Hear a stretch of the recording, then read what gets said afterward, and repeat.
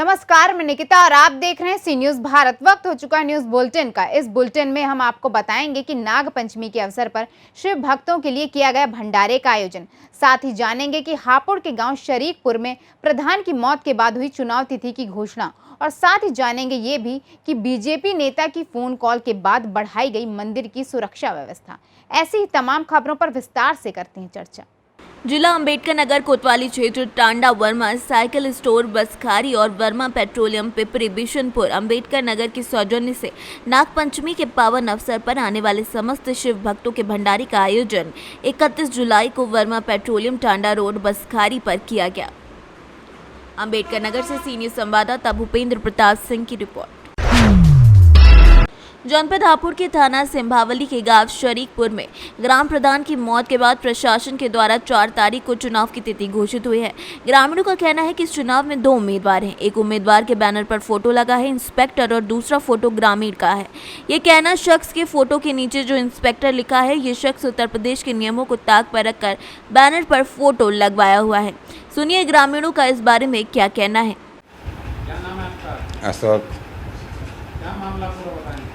इसकी मन भी घरवाले की जो चुनाव लड़ रही है, इसी सोबीर जो है एक्सपेक्टर लिख रखा है दरोगा, ये सहारनपुर ड्यूटी है कि ये दबाव बनाना चाहता है इस गाँव में। हाँ जी, क्या करता है ये सहारनपुर ड्यूटी है कि दरोगा ये क्या मामला है, कौन से गांव का मामला? इसी गाँव का शेखपुर का ही लड़का है, ये दबाव बनाना चाहता है चुनाव को। तो काहे का चुनाव है यहाँ पर? प्रधानी का। हापुड़ से सीनियर संवाददाता सचिन सागर की रिपोर्ट। जनपद ललितपुर तहसील मेहरोनी अंतर्गत ग्राम कुरेरा में राम सीता मंदिर को पंडित जी के द्वारा सजाया गया और कहा गया कि तीज का दिन बेहद ही महत्वपूर्ण है और साल में एक बार आता है, इसीलिए इसका महत्व और भी ज्यादा बढ़ जाता है, जिसमें बाल गोपाल भगवान को भजन कीर्तन के साथ में झूला झुलाया जाता है। ललितपुर से सीनियर संवाददाता कोमल बरार कुरेरा की रिपोर्ट। बरसाने में राधा रानी मंदिर में शांतिपूर्वक चल रही सेवा पूजा में एक भाजपा नेता के फोन ने मंदिर का माहौल गरमा दिया। थाना प्रभारी ने माहौल बिगड़ता देख और श्रद्धालुओं की भीड़ को देखते हुए मंदिर की सुरक्षा में जिले भर का पुलिस बल तैनात कर दिया। मंदिर में पुलिस बल और बवाल को देखते हुए सेवायत माया देवी ने मंदिर के 2 शटर बंद कर 1 शटर खोलकर दर्शन कराए। शनिवार को थाना प्रभारी निरीक्षक प्रमोद पवार के फोन पर एक भाजपा नेता चेतन का फोन आया कि सिविल कोर्ट छाता ने माया देवी को स्टे खारिज कर दिया है, जिसके कारण रास विहारी गोस्वामी आदि मंदिर की सेवा लेने जा रहे हैं और हमको किसी भी कीमत पर सेवा लेनी है। थाना प्रभारी प्रमोद पवार ने राधा मंदिर की गरिमा को देखते हुए हरियाली तीज का त्योहार चल रही श्रद्धालुओं की भीड़ को देखते हुए मंदिर परिसर में सुरक्षा की दृष्टि से जिले भर के थानों की पुलिस बल को तैनात कर दिया और भक्तों को दर्शन कराए। घंटों इंतजार के बाद भी मंदिर की सेवा लेने कोई पक्ष नहीं आया, जिसके बाद मंदिर की सुरक्षा को देखते हुए मंदिर में पुलिस बल तैनात किया गया। मथुरा से सीनियर संवाददाता विष्णु की रिपोर्ट। गोवर्धन के गिरिराज तलहटी में हरियाली तीज महोत्सव विभिन्न धार्मिक कार्यक्रमों के बीच मनाया गया। गोवर्धन मुकुट मुखार बिंद 10 मंदिर में सब देवों का देव 7 कोस 12 श्री गिरिराज महाराज का स्वर्ण आभूषणों से श्रृंगार किया गया और 60 किलो के वजनी चांदी के झूले में भक्तों ने भाव से झोंटे दिए तो तन और मन दोनों ही आनंदित हो उठा। मंदिर प्रांगण में सतरंगी छटा बिखेरे गिरिराज प्रभु का आंगन स्वर्ण का एहसास करा रहा था। क्या नाम है आपका? गिरिराज महाराज की जय। मेरा नाम मनोज कुमार शर्मा। आज जैसा कि मंदिर पे हरियाली तीज का त्योहार मनाया जा रहा है, क्या स्पेशल होता है गिरिराज जी मंदिरों पर? हमारे ब्रज के सभी मंदिरों में आज के दिन हरियाली तीज पर ठाकुर जी विराजमान हिरोलों में चांदी सोने चांदी के हिरोलों में बैठते और झूला झूलते हैं। मथुरा से सीनियर संवाददाता विष्णु शर्मा की रिपोर्ट। बिजनौर के थाना शेरकोट क्षेत्र में सिंचाई विभाग की बेशकीमती जमीन पर कुछ भूमाफियाओं ने अवैध कब्जा कर गन्ने की फसल बो रखी थी। मौके पर पहुंचे उपजिलाधिकारी मनोज कुमार और धामपुर सीओ ने जमीन को फसल कटवा कर कब्जा मुक्त कराया, तो वहीं बरसात होने से कार्य पूर्ण नहीं हो पाया। इन लोगों को नोटिस भी जारी किए गए थे। नोटिस की अवधि पूर्ण रूप से आज मौके पर पहुंचे और किसानों से वार्ता की। किसानों ने अपनी फसल को खुद ही काटकर जमीन को खाली कर दिया है। बारिश होने की वजह से अभी कार्य पूरा नहीं हो पाया है। दोबारा से कार्यवाही अमल में लाई जाएगी। हाँ सर, जो आज यहाँ गन्ने की खड़ी फसल काटी जा रही है आपकी मौजूदगी में, क्या है ये पूरा मामला? जैसा कि आप अवगत हैं कि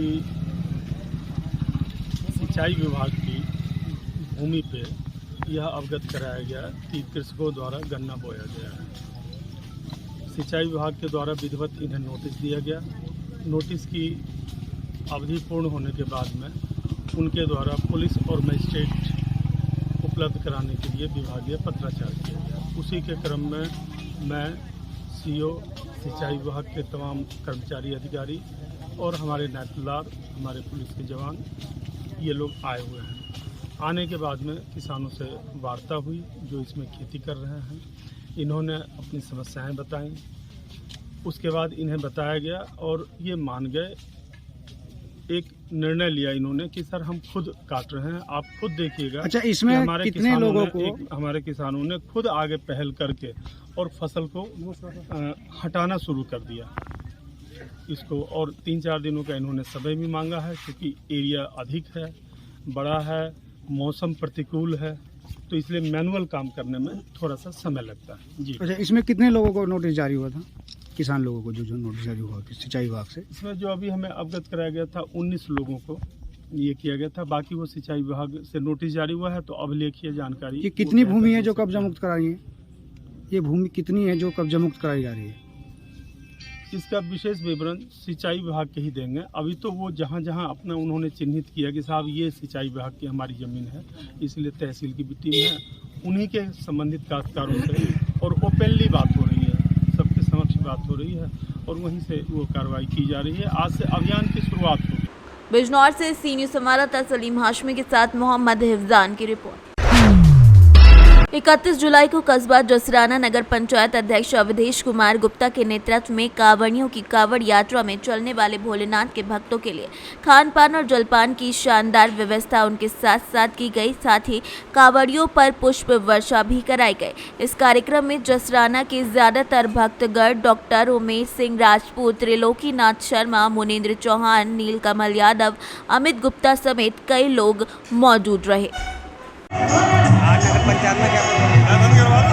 पंचायत जसराना में पवित्र सावन मास में कांवड़ यात्री जो निकल के जा रहे हैं उन सब की सेवा का हमें ये सौभाग्य मिला है। और इस सेवा में हमारे साथ हमारे नगर के महामंत्री डॉक्टर उमेश सिंह जी, बड़े भाई सुशील जी भाई साहब, वह समस्त भाजपाईगण आज यहाँ उपस्थित रहे।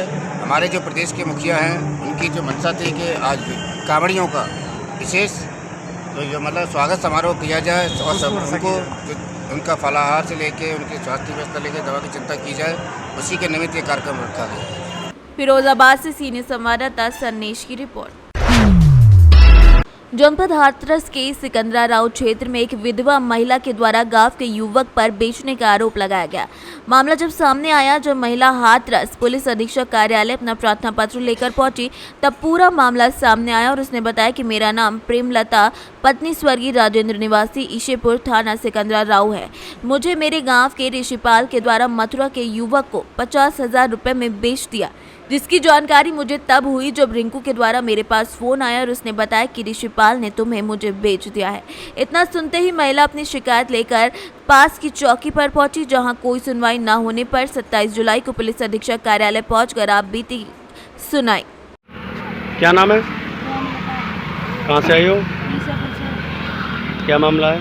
मामला ये है कि ऋषिपाल ने हमको मथुरा के आदमी को बेच दिया है और पहले भी औरतें बेच चुके हैं। ऋषिपाल अपने भाई की पत्नी को, एक कपसिया की औरत और इनकी ऋषिपाल की पत्नी है जो पहले अपने आदमी को छोड़ के आई है। इनकी माँ ने तो वो कर ली, उनकी माँ कर ली और बेटे ने दिए कर ली। तो ऋषिपाल ये कहाँ का है? ये ईसेपुर का रहने वाला है। ये ईसेपुर का? हाँ। तो आपको इसने कितने पैसों में बेचा? 50,000 में। 50,000। अब आप कहाँ फिलहाल रह रहे हो? अब ईसेपुर में रह रही हूँ। अब क्या कराना चाहते हो आप? ये कराना चाहते हैं, अपना इंसाफ लेना चाहते हैं। ऐसे जो औरतें बेचते रहेंगे, औरतें ऐसे पे सहन करती रहेंगी और औरतों के घर वालों को प्रूफ नहीं था। मेरे पास सब प्रूफ है, रिकॉर्डिंग भी है। तो आपने थाने में एप्लीकेशन वगैरह दी? थाने गई थी, सिकंदरा राव में पहले कराई थी और जब मुझे लेने आ रहा था तब मैंने 112 नंबर पुलिस लेके सिकंदरा राव गई। सिकंदरा राव के बाद में फिर मैंने घर गई, अपने घर जाके फिर चौकी वालों ने बोला कि मुझे, मैं ज़्यादा नहीं कहती थी, मुझे डर लगता था। अब मैं हकीकत में ये है, सब हकीकत खोलूँगी। तो आप कप्तान साहब के पास आए? हाँ, मैं आई थी, एक दिन आई थी तो मुझे लौटा लिया गया कि प्रेमलता कहीं भी डोलो, जो है हम ही रिपोर्ट करेंगे, नकल भेजोगी तो भी करेंगे और यहाँ भी कप्तान साहब के पास भेजोगी तो भी हम भी करेंगे। ये वाली बात किसने कही कि वापस आ जाओ? उन्होंने कही थी पहले बारे दरोगा जी थे, उनका नंबर है लास्ट में 32, उनकी भी रिकॉर्डिंग। नाम क्या है उनका? नाम नहीं जानती मगर उनकी रिकॉर्डिंग भी है, उनके वहाँ से लौटा रही सिकंदर राउत और हाथरस वाली मो वहाँ से कप्तान सिंह के गेट पे से लौटा रही हूँ। हाथरस से सीनियर संवाददाता आनंद सिसोदिया की रिपोर्ट। सौग देहात में चोरों के हौसले बुलंद हैं, जहां चोरों ने गांव तसिया में एक ही रात में 2 घरों को अपना निशाना बनाया और चोरी की घटनाओं को अंजाम देकर पुलिस को फिर से चुनौती दे डाली है। हाल ही में कुछ दिन पहले सौग